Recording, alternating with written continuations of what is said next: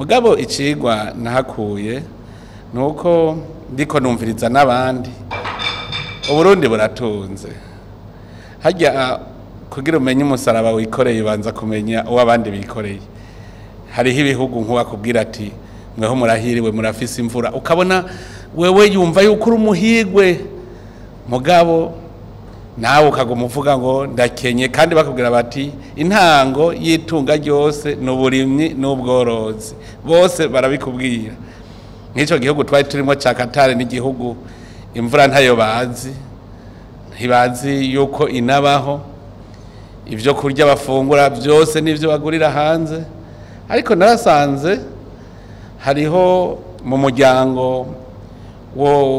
wo muganwa arongoye ico gihugu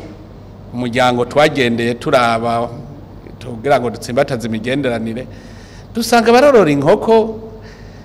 iyo mvire rero umuntu atagira ahakura n'intete z'ibigori munsi y'urugo mugasanga yoroye inkoko nyinshi cyane kandi zikamuteza imbere akumva yuko ateye imbere kandi ari no mu gihugu gitunze urumva nawe arafise ico yirata je navuze nk'uyu ko atweretse amagi yikuririwe natwe nk'ubuyozi wacu dufise ubushobozi twamwereka iki je ituma iyo ugiye mwene hajya ubugiye no gusuma urusaku umenye ingene vyifashe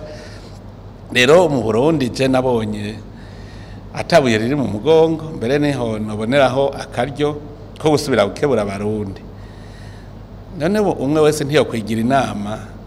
akavuga ati akama ariko yibaza ikibazo ati ubu bukene ndimwo butumwe niki hanyuma aheza kure mu nzira ico gitumye abo mukene nta yindi banga twamatuko turayivuga no gukora ahubwo twiha intumbero umurundi wese